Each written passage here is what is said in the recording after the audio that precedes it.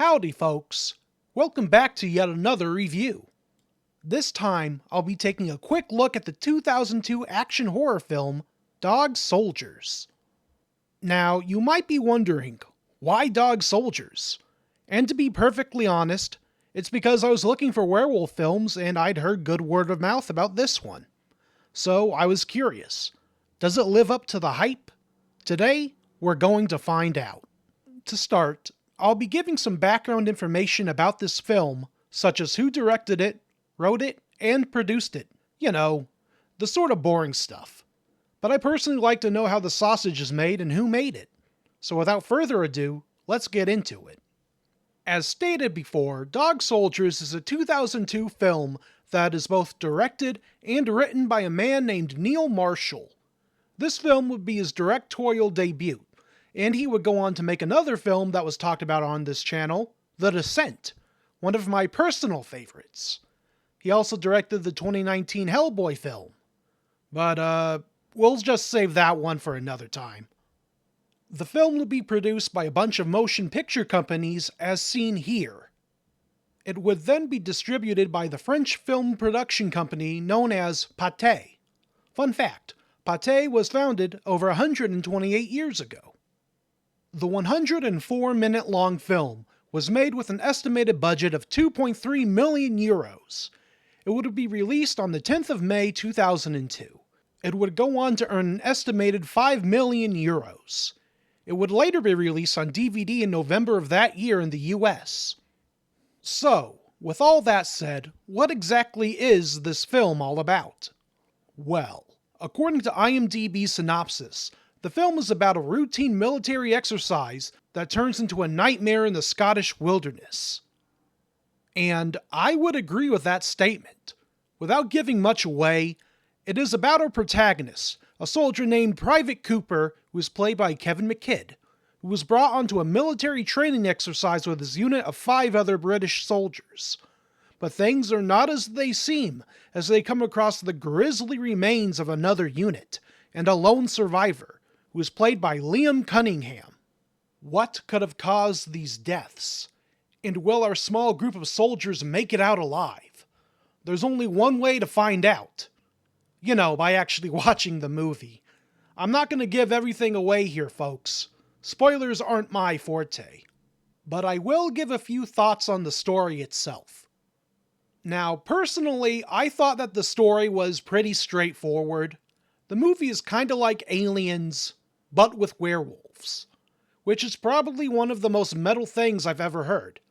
There are a few twists, but nothing that you won't see coming from a mile away.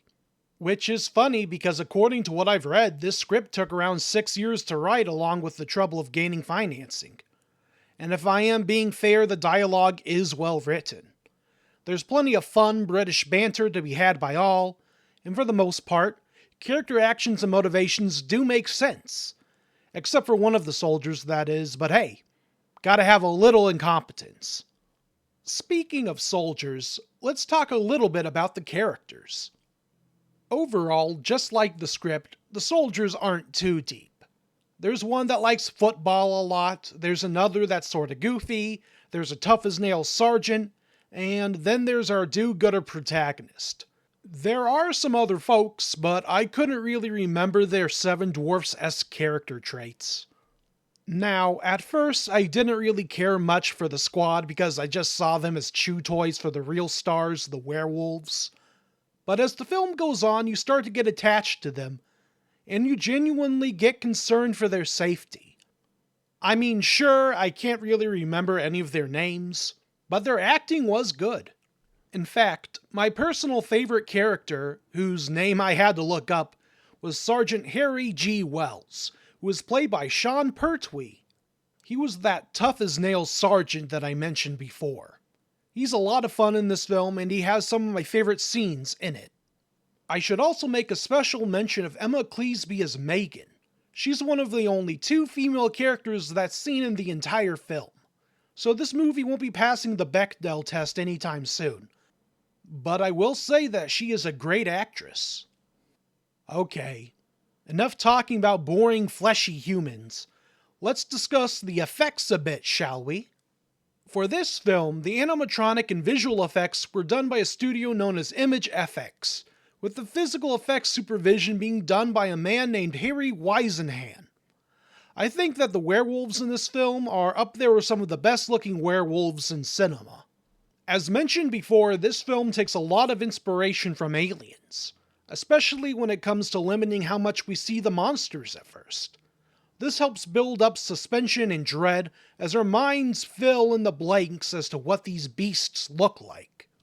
Of course, over time you will eventually see the werewolves in full costume, sometimes moving slowly so you get plenty of time to see them. And you know what? They look good as mentioned previously. They aren't 100% muscle. They are tall, somewhat sinewy, with massive wolf heads that are probably hiding some heavy-duty animatronic equipment if I had to say so. These aren't half-assed effects either. Besides the wolfmen, we have plenty of bullet holes and blood to keep you occupied. The blood in this film is bright, fluorescent red. If you've seen Dawn of the Dead, the original, it's very reminiscent of that color, which I absolutely love. God, I sound like a psychopath. But yeah, the action is also pretty good. Spoiler, the soldiers don't have silver bullets, so expect there to be a ton of lead being pumped into these wolves. I think the last effect that you'll either love or hate comes down to the film grain effect that the film has. Personally, I like heavy film grain. It gives films an old-fashioned, pulpy vibe that I adore. And when it comes to horror films, it makes them feel like they came straight out of a grindhouse theater. However, I can understand that film grain is not for everyone. So if you prefer your films looking more clean, this may not be the movie for you. Finally, we have the music. The score for Dog Soldiers was composed by Mark Thomas, and I would say that it is decent. It's a very orchestral score, which again gives Aliens vibes. It's also not used as much as you would expect. Expect the music to play during the most bombastic of scenes, such as, huge fights or chase scenes. So, overall, would I recommend Dog Soldiers? And my answer would be maybe. If you are looking for a blood-soaked action horror film with a small ragtag group of soldiers that are desperately fighting for their lives against some gnarly werewolves, then this picture will be up your alley. It isn't a terribly complex film. In fact, it's pretty straightforward. But it has a strong core to it that you can't help but want to see. And that core is the creature effects and the action. See this film if you are dying for a horror film that marries a classic werewolf legend with aliens.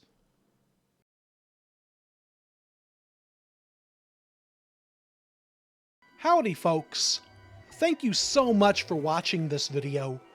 I apologize to those of you who have been with me for a while. I know I've been gone for quite a bit.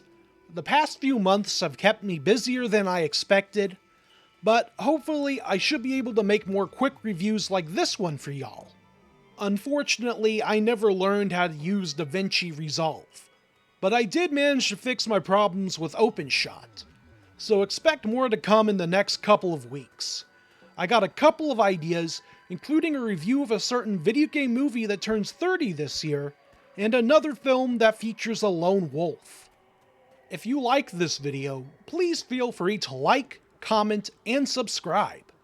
And let me know down in the comments below what you thought of Dog Soldiers. Did you like it? If you haven't seen it, do you want to see it now? Let me know. With all that said, I hope you all have a wonderful day.